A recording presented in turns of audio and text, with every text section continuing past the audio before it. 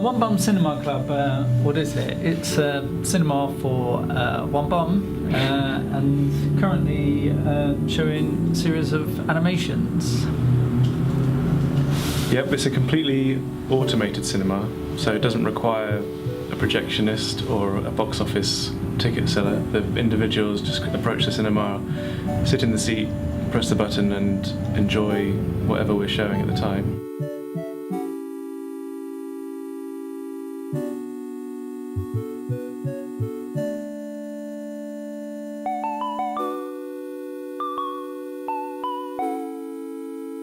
So today we are in Worthing at Colonade House, which is a hometown gig for us. We're taking part in a little festival, Films on the Gallery Wall. We've been here all day today. It's been great.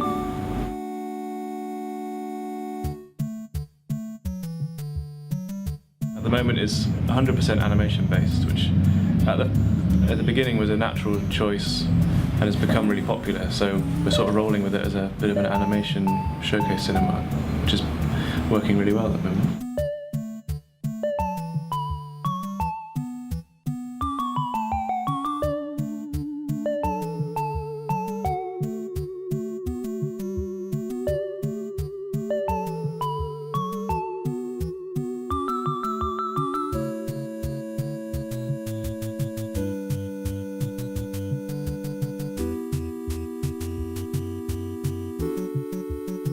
We met some really nice people as well, and everyone's just really excited about what we're doing and how it provides a completely unique facet to our world of animation.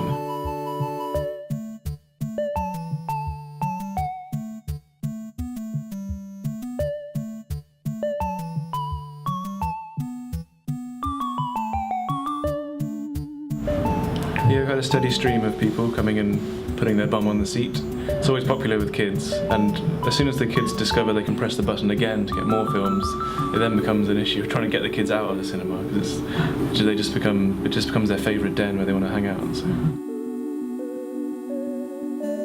Yeah, and I think, people like it, and we're going to try and just get it out there as much as possible to the right events, and who knows, it might just appear in someone's town somewhere.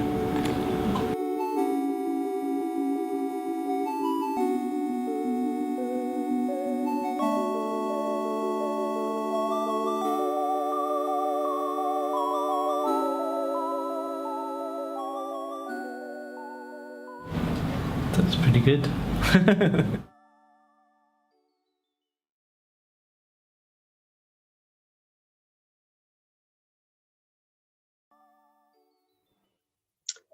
Hello and welcome to Colonade House's first ever live Q&A with One Bum Cinema Club.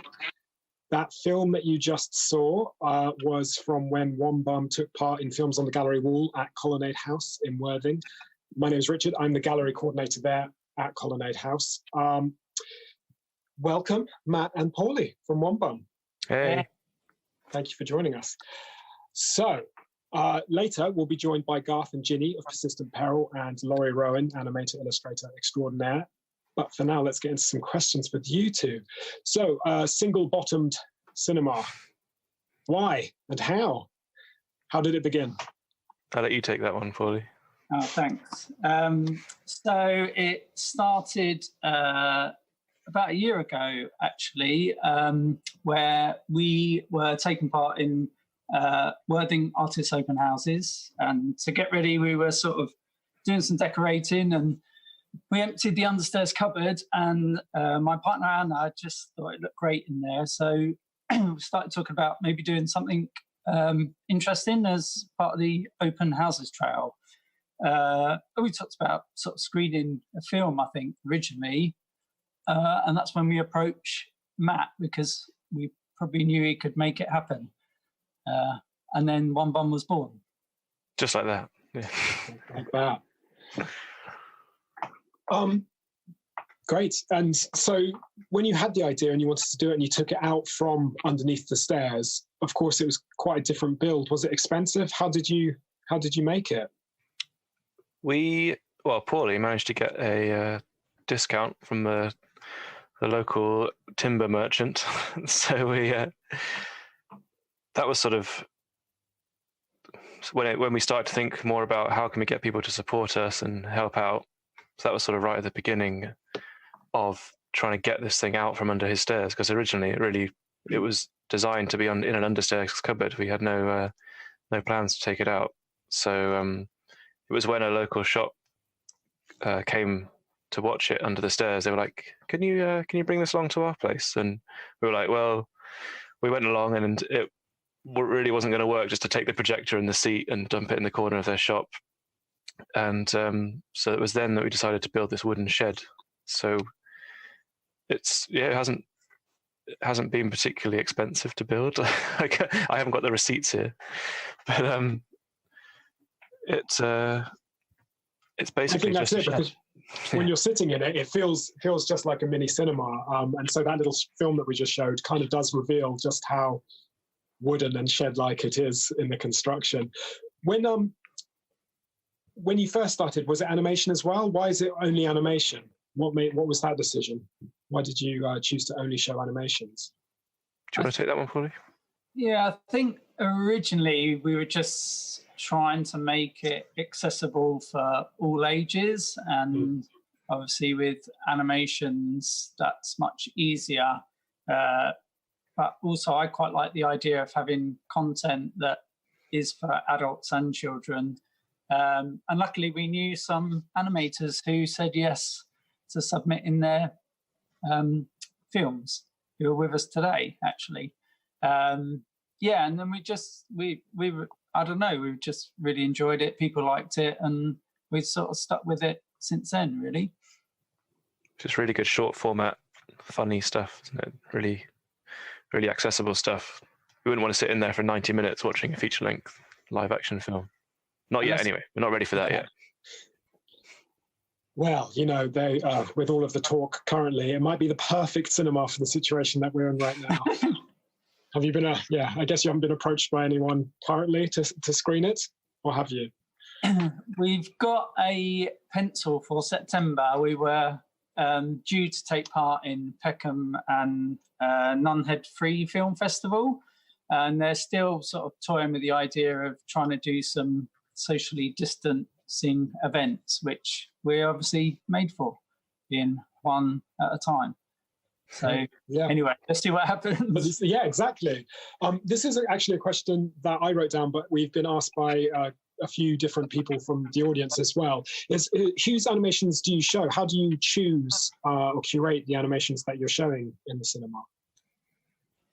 I just ask them. But where do you go looking for them? That's another question that came up. Where are you looking for these animations? It's all really Instagram, isn't it, Paul? It's started on Instagram, and now it's trying to expand into having our own website and sort of having a more focused stream of people that we can communicate with, rather than just throwing it out there. But Paulie's the main man when it comes to marketing. Yeah, I guess it sort of started just doing some research, some recommendations from friends, and then we just quickly discovered that everyone we asked just said yes. So we were off before we knew it, really, with 20 odd animators or something that agreed to sort of take part. So that was great, and it's sort of grown from there, really. It's really struck a chord, hasn't it, with the animators? As an animator myself, which isn't linked to the project, but as an animator myself, I know that if you can find a unique thing to show your work, it's quite unusual. Like normally you'd have to pay to enter an animation festival, for example. So having what is basically a mini portable animation festival for free has really struck a chord with all the animators that we've been in touch with. Yeah, it's fantastic. I mean, we've had some questions from UAL Foundation students who have asked, would you consider showing student work pre-degree, and how might they get in touch with you? What's the best way if they did want to show? Absolutely, yeah. We've we've sort of taken work from all different areas, different levels, and we've just been quite open from day one, really. So yeah, we'd be more than happy to have submissions. They can contact us via our website or just message us on Instagram. But yeah, you know, we have been obviously, you know, who knows, there's plans to work with sort of universities, colleges, schools in the future. I would quite like to sort of work with young people. Anyway, you know, starting out, maybe end of year shows, who knows? I don't know. But you have been curating some of them, haven't you? You have been doing screenings around particular themes. Yeah, so I was going to mention the theme thing. So I think it was relevant because we've only had one theme so far, but we'd like to take that idea into the future, and that would obviously help to inspire people to create stuff specifically for it, or it would kind of provoke certain people to realize that their stuff does fit. It's just a really good way of focusing the content rather than just, if we throw it out there, as we found, we get so many people coming to us that we end up with hours of content. So I think having a theme has really, really helped narrow it down. Great.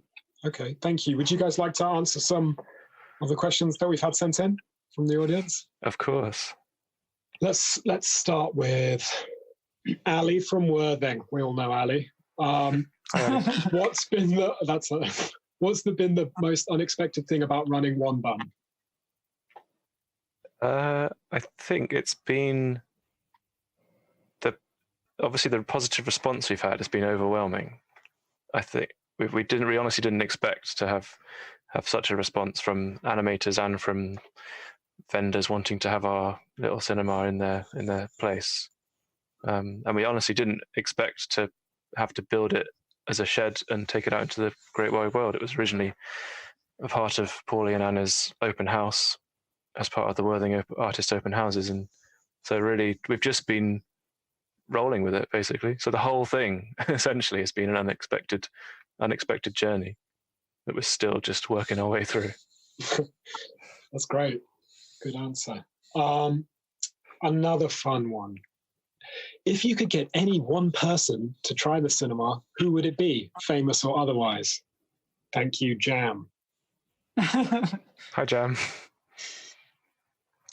Do you have an answer to that? I mean, it's pretty wide-ranging. Yeah. Go for it. Who comes to mind? I reckon I'd like to sit Sir David Attenborough inside it and show him one of his nature documentaries. Yeah, that's probably the best one, the best answer. I wonder what you'd think of it. I think it. I don't want to draw out this answer too much, but I find that this wooden shed with a cinema seat and a cinema inside it is sort of like an old-fashioned way of showing content. Like these days, we have Instagram and YouTube, and so I'd like to. Speaking of David Attenborough, it's nice to kind of think of the older generation of broadcasting, seeing what their opinion is of it, because he was running the BBC nature documentaries back in the, I don't know when, 60s and 70s. So this is kind of, I feel like we're taking it back to the old school in a way. And definitely. When I was filming on that day during the Colonade House Films in the Gallery Wall screening, what I loved was the spectacle of it and how it did cut across all the different generations, how it was going into this little world of all of these most fantastic and colourful animations, and how it did really thrill people to pull back the curtain and go into a different, very private, experience. I thought that was sort of like the circus meets the new, like you said, Instagram in reality. So you want to take it to other festivals, you want to take it to other shows and things. But another question that's come in is, this is from Sarah, if you could tour One Bum to anywhere in the world, where would you go? I guess as we are sort of becoming more free in the coming months and years, where would you like to take it? It'd be nice to go on a road trip somewhere, take it across seas to another country and really just sort of expose it to a completely new audience, because at the moment we're sort of very local. So I'd like to we'd have to get a van, Matt, or something. Yeah, I reckon we could stick it on the back of a trailer or build it into a big Winnebago or something and travel it around. I think it's one of those things that needs to kind of just go to city hopping, basically. Who knows? Maybe someone can recommend us for Pictoplasma or something like that. That'd be fun. Well, funny you mentioned that. Some of the animators that we've got coming up this evening have, one of them spoken at it and the other one's been featured in it. So, let's see if they can link you up. Thank you both. I'll bring you back in towards the end of the conversation, but now we're going to cut to something from Persistent Peril. We're going to watch some Persistent Peril animation. Thanks, guys. Enjoy. Cheers. Thank you.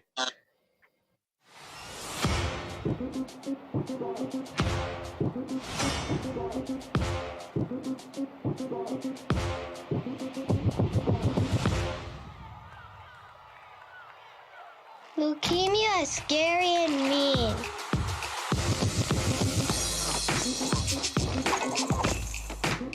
It stopped me doing all the things I love to do, even dancing. Leukemia doesn't always win, though. I am stronger than leukemia.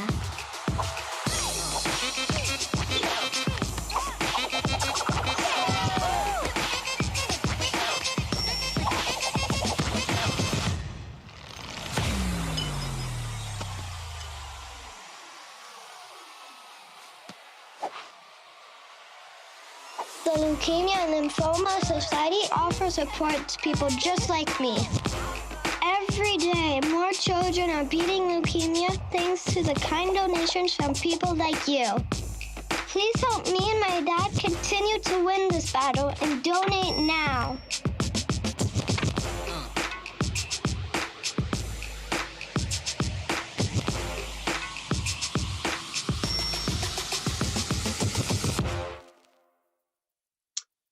And welcome back. Hello, we are now joined with Garth and Ginny, who along with their producer Sam Borner make up Persistent Peril. Hi guys. Hello. Thanks for joining us this evening. So first question, you've been running Persistent Peril since 2011, and these days you're working with some amazing big clients. What sort of thing were you working on when you first started Persistent Peril? What sort of projects? So we started Persistent Peril after making a music video for Three Track Tigers. Sam had contacted us and said the band were looking to make a video, and we were like, well, it's a lot of work because we've been animators for sort of about 15 years now.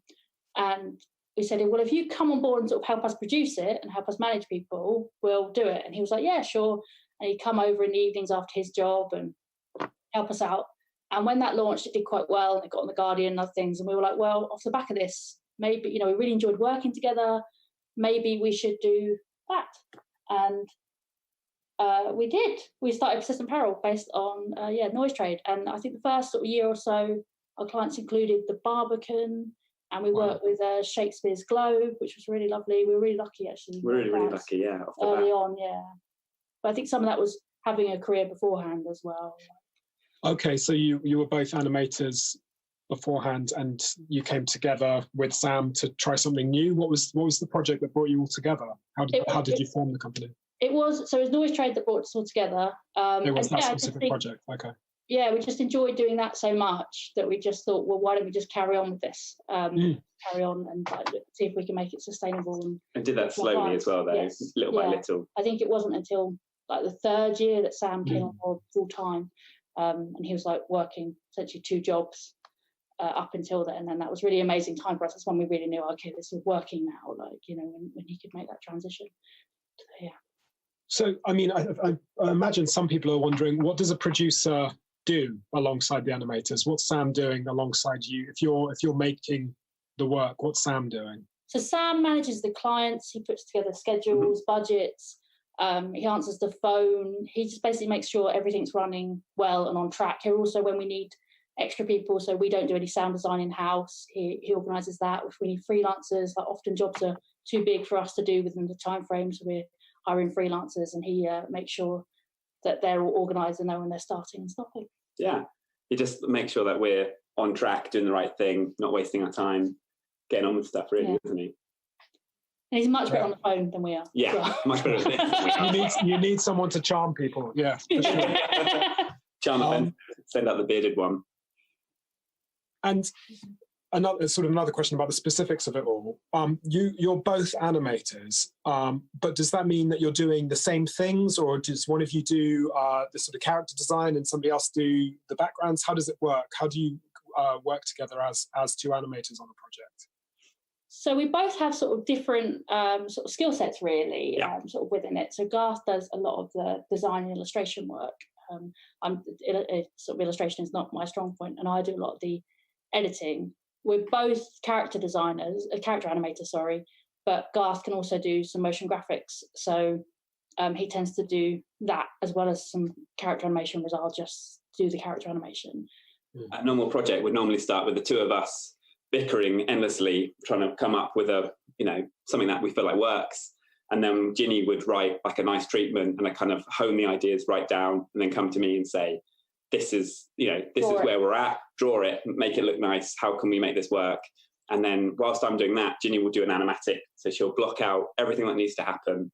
And that can even be just sometimes, if it's a music track, just editing like color bars just to a piece of music, just so we can find the rhythm and find the idea and really like hone it whilst I'm doing artwork. I really like editing. I think, just like sort of sculpt out the film in that stage. That's kind of my favourite part. And then you're great at setting all the characters up and doing turnarounds and really sort of working out what fingers look like and how do they blink, and kind of honing all that stuff down while I'm designing all the backgrounds and getting all those assets ready.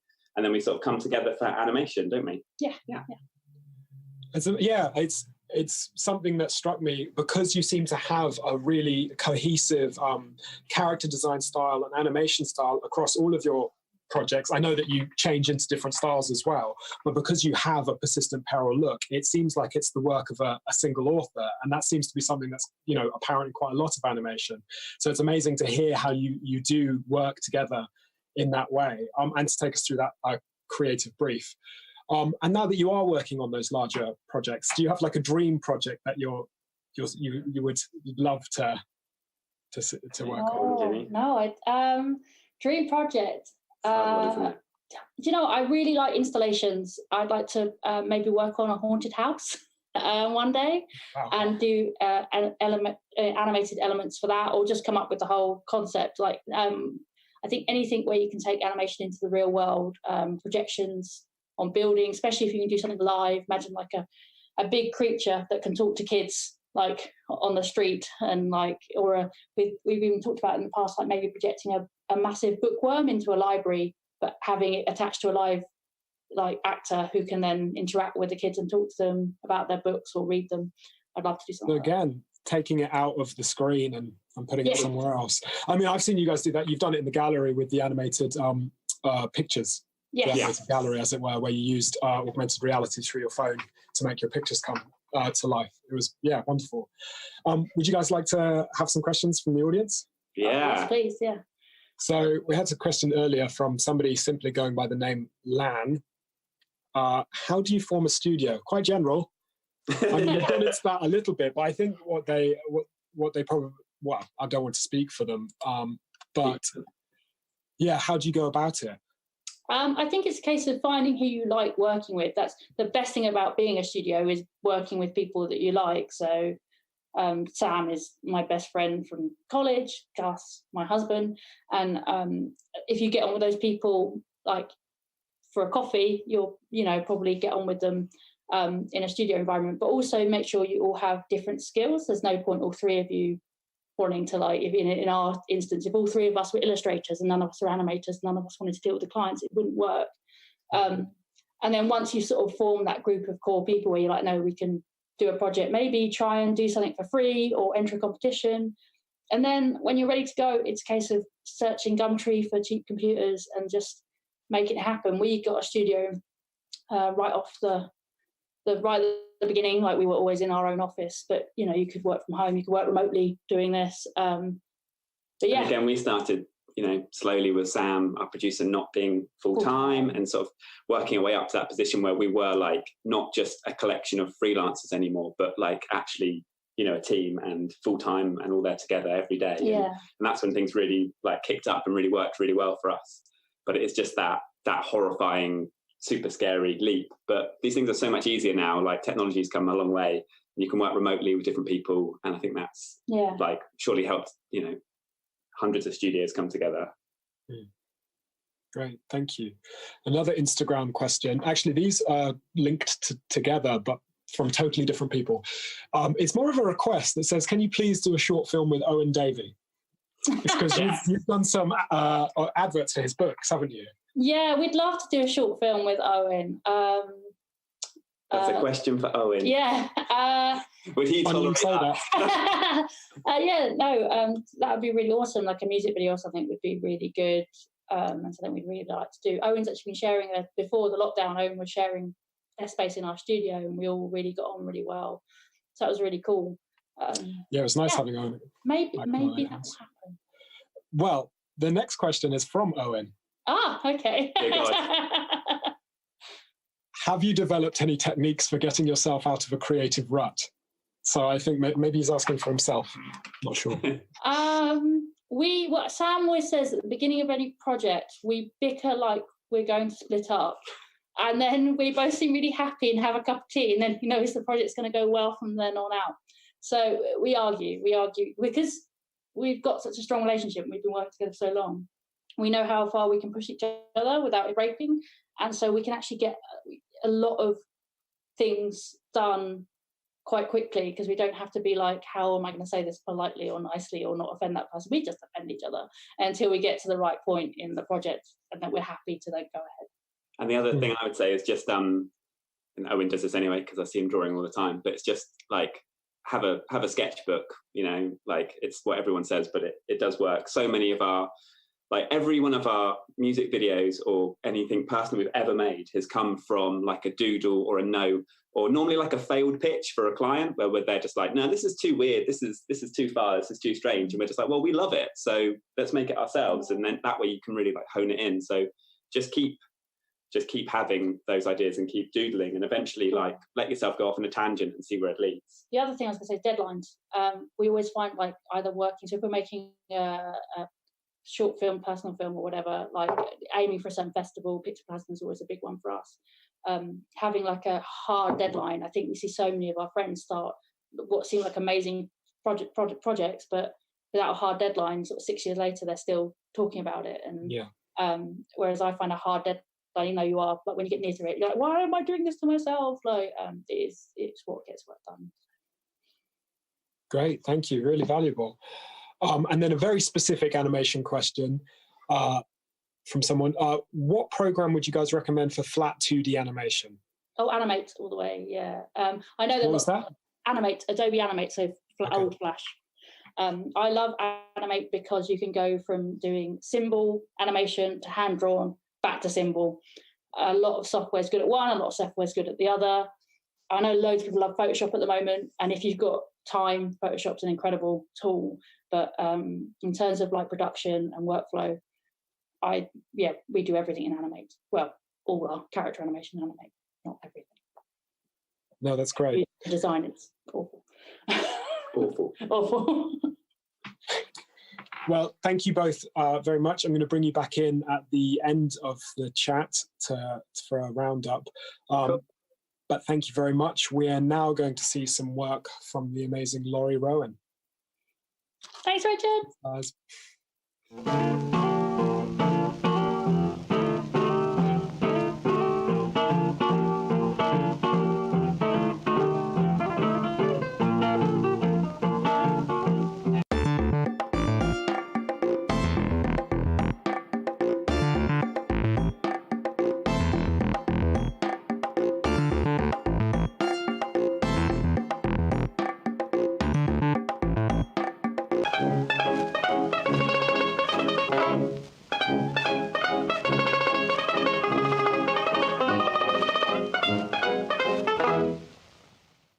Welcome, animator, illustrator, writer, director, anything else? Dancer? Yeah, infrequently, but yes. Okay, thank you. Let's get straight into it.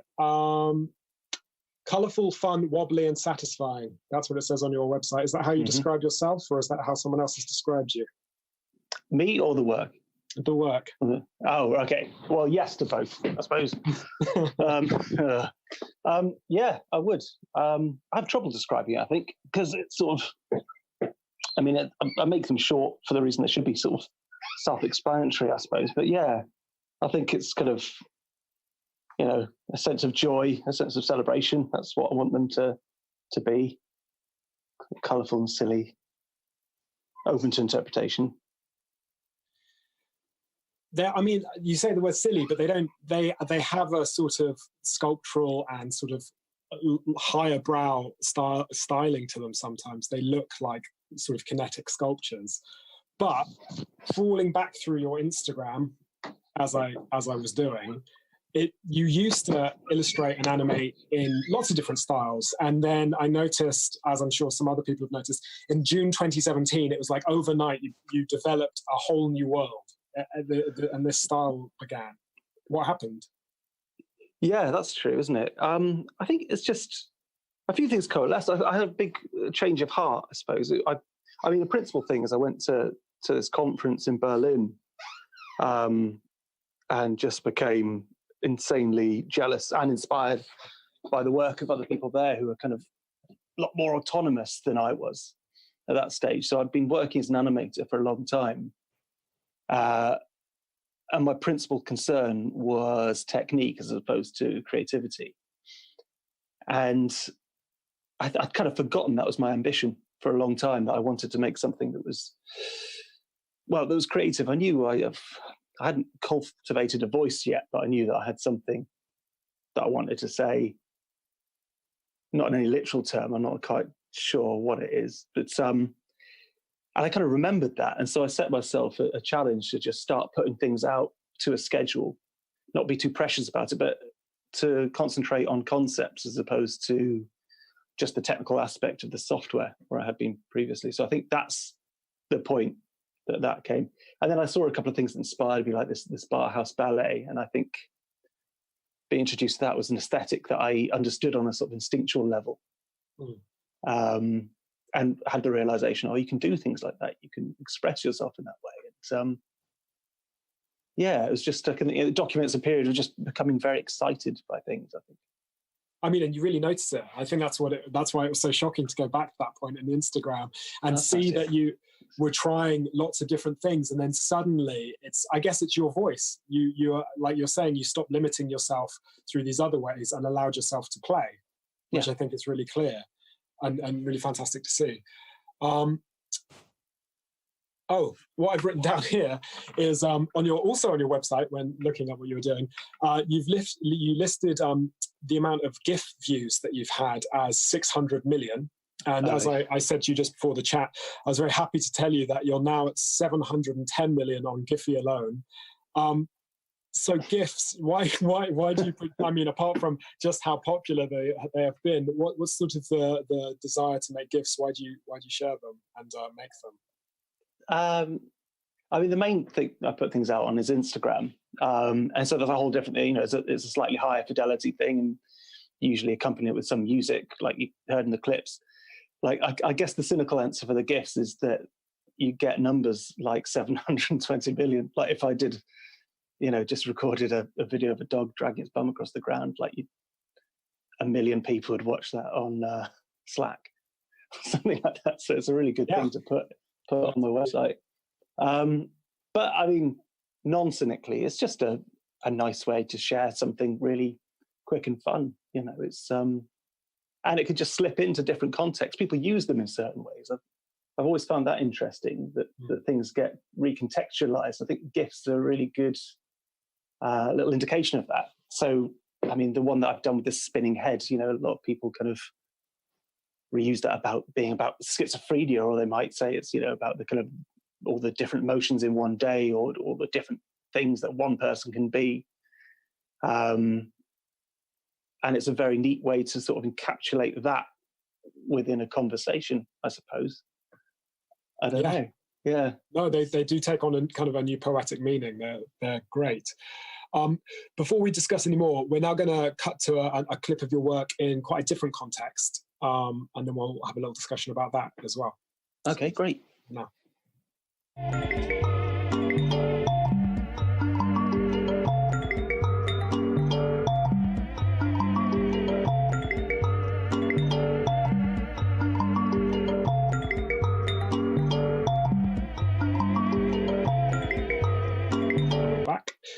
So can you tell us a little bit about what we just saw? What was that?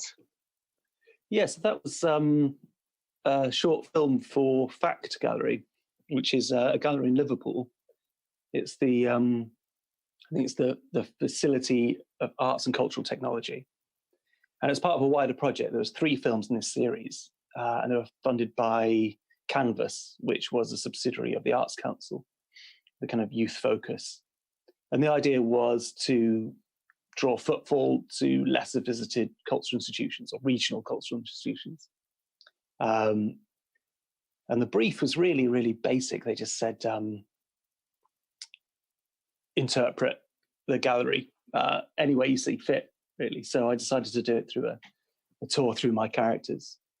And it was a really interesting project. I hadn't done something like that before. I hadn't really played with live action. And also the limitations of the set, you had to sort of find an interesting way to find limitations to play off with the characters. So originally I thought, it's a gallery, so I guess it'll be about the work. But then it turned out that we weren't allowed to make a film about contemporary artworks because there was all sorts of copywriting issues. And so we weren't actually allowed into the gallery spaces. So it became apparent we're actually making a film about a massive corridor. And so I went on a recce day to go and see how people use this space and kind of what I could draw from that.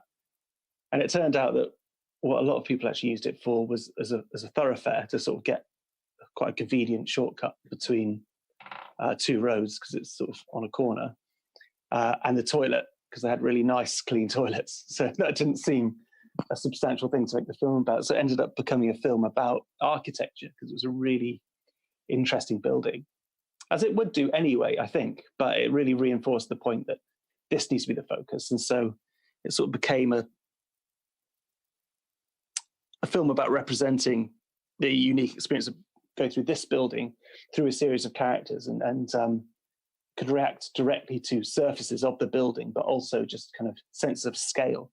So it was really interesting to interpret all those things through like a myriad of these different funny characters.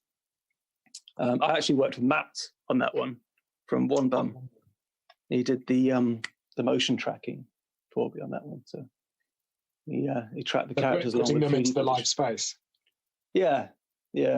So mapping all the camera footage and turning that into interpreting that in 3D space. His talents know no limits. Yeah. So you don't sound particularly daunted about having to step out of an animated world into the real world, bringing those characters. And I guess is that where you find yourself now as a director? You don't mind what you're working on as long as you're bringing your ideas to it. Yeah, I think so. I mean, I guess it's because you have the security of having people who know that element of it. So when I did the fact thing, I was working with a really good director of photography who was able to make sure that we got what we needed on the shoot. And then I had the security of working with Matt, who's very technically minded and was able to, distill that down. And that's the same principle in direction. I think, principally it's the idea. And if you've got the people around to make that happen, and if you know how to do it, and you know how to express the idea, then I think it's, obviously it is a daunting thing to make anything to a budget and to a time. And when it needs to happen and when there's people relying on you, obviously those things are daunting. But I guess it's a thing of just trying to drill down that daunting things are opportunities. And focus on that aspect of it, and make sure that's more than just a mantra you say to yourself.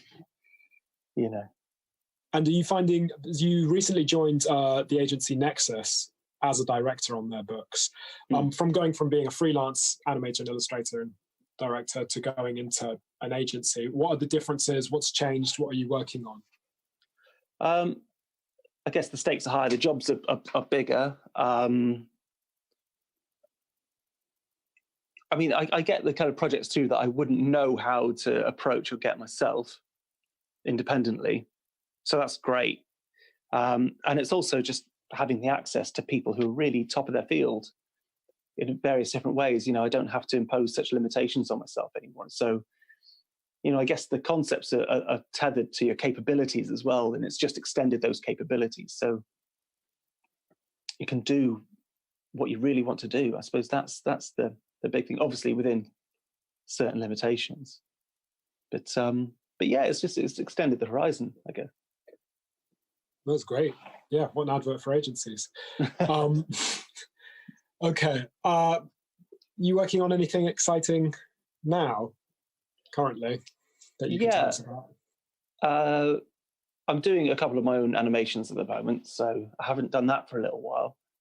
And, you know, the lockdown's given me an opportunity to just to get some stuff done. So that's been nice. So I'm hoping to put something out in the next week or so. I've been writing a lot. So I've been working with my writing partner. We've been putting together the sitcom that we've been working on for a few years, and we're in discussions about that. And that's about the extent I can say about that, but that's quite exciting. I've been really enjoying your short stories on your website. Thank you. They're just they have an element of your animations to them. The bizarre, the twist. They're really, Oh, brilliant. Great. Yeah, I want to do more stuff like that. I think that's the thing. That's probably the next thing is just getting more of a handle on writing.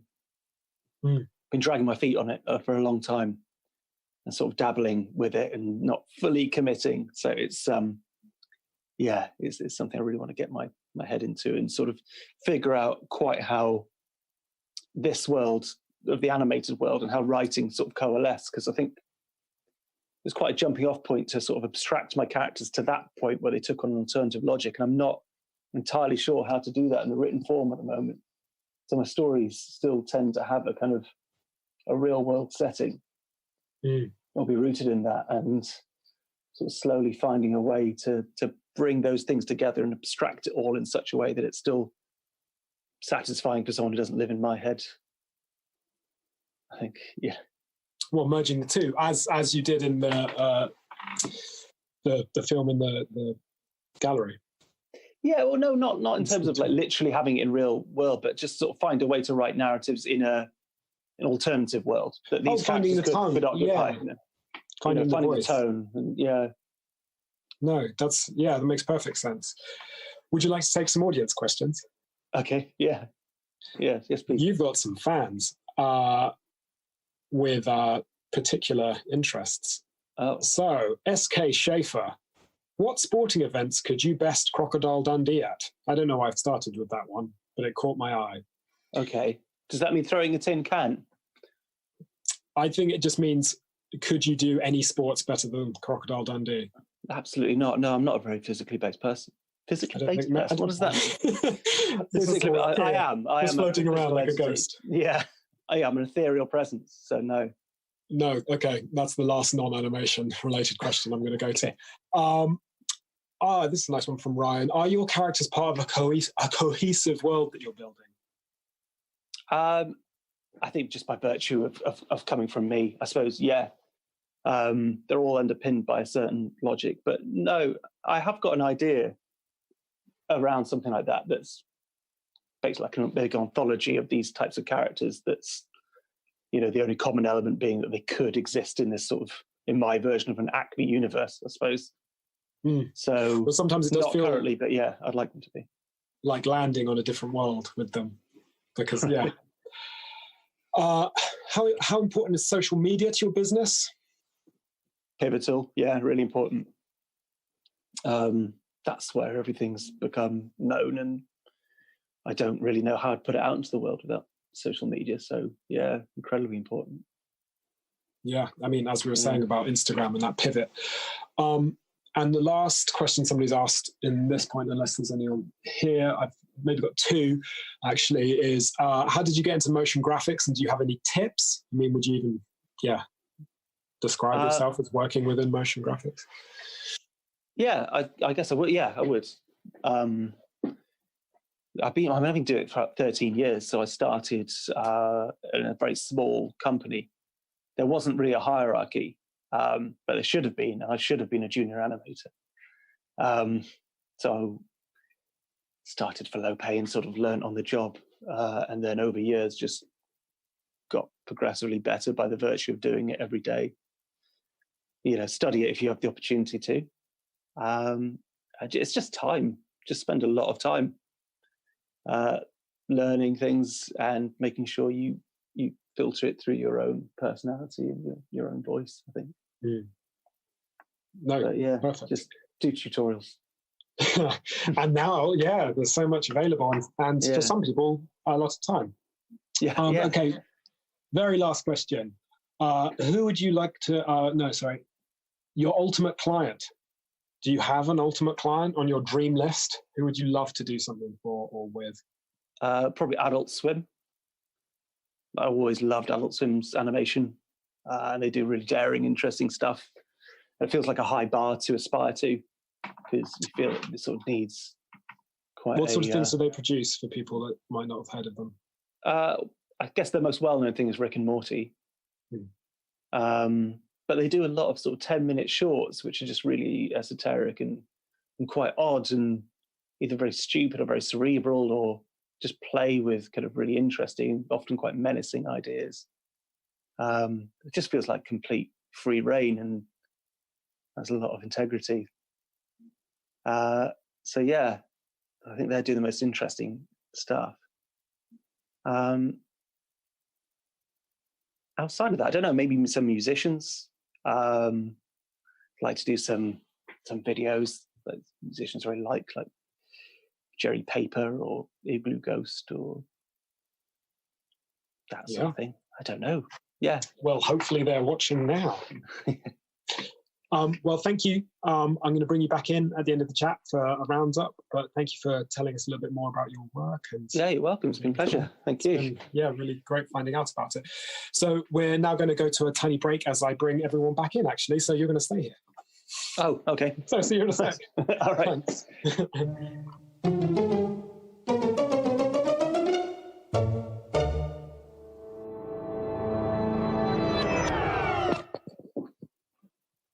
So everyone will emerge back with us momentarily, because we've got a waiting room. Everybody should be, very familiar with Zoom calls right now, but they will all start to pop back into here. Let's see what other questions. Oh, hello, Paulie. We've got any other questions coming in live here? Hello. Hi, welcome back. Hello. Thank you. Hello, everyone. So we're doing a little roundup now. Thank you, everyone, for being part of this and sharing your experiences, and for Bum Cinema for organising it with me tonight. So to sort of round off, what I'll say is we'll be sharing all of everyone's social media links in the show notes when we re-upload this, and we will do that across on our social media as well. Could I ask each of you to recommend a creative or an animator that we should be following or looking out for, so we can spread this out further? Let's start with Ginny and Garth. You got any recommendations for people to check out, recommend? I really love David O'Reilly. He's the first sort of animated director that I saw that made me think, that's exactly what I want to do. So he would be my recommendation. Oh, I thought we were just going to have one each. Oh, you can have one too, Garth, if you want. You can share. I've actually heard of him, but Laurie Rowan, he's just magnificent. Just check him out. Thanks, guys. Well, that's gone through to you, Laurie. Who would you recommend? And you don't have to say Persistent Peril. No, please don't. No, Laurie Rowan is... Don Hertzfeld is probably one of the people that got me into it. And in terms of an Instagram account, there's one I really like called Tux and Fanny, which is TUX and Fanny. And that's someone who made these, I think, 1-minute animations, but he's made about a feature-length film's worth. And it's very odd, very experimental. It's really interesting. You can watch the whole thing on Vimeo, or you can scroll through the account on Instagram.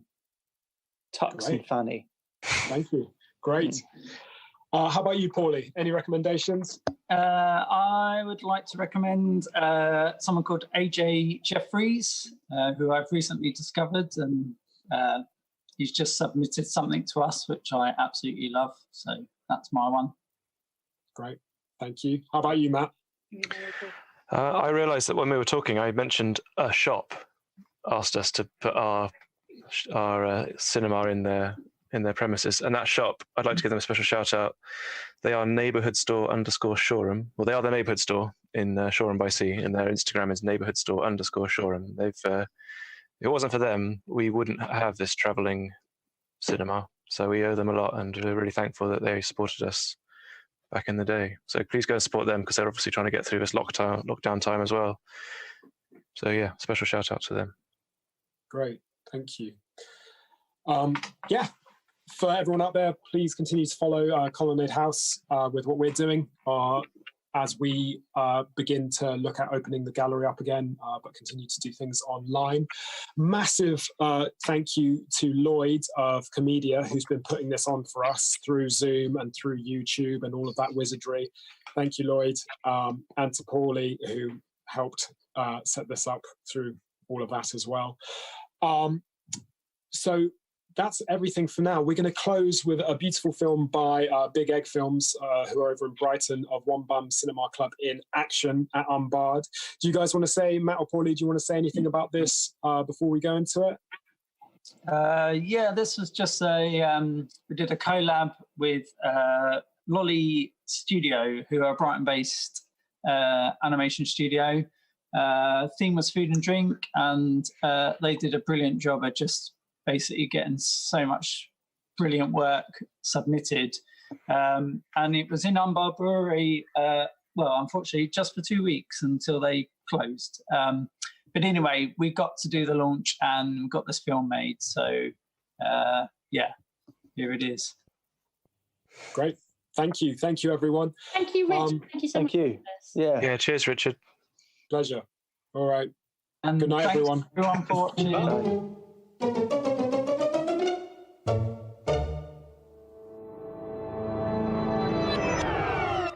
I'm Paulie, and yeah, I'm part of Bum Cinema Club. My name's Matt, and I am the technician behind Bum Cinema Club. We are a free-to-visit cinema specialising in local and international animations. The idea came with a conversation with my partner, and we wanted to do something fun in our understairs cupboard as part of Artists Open House's trail. Luckily, we had a couple of neat friends who made animations. We were approached by someone else to take the cupboard to their shop, and so the Bum was born.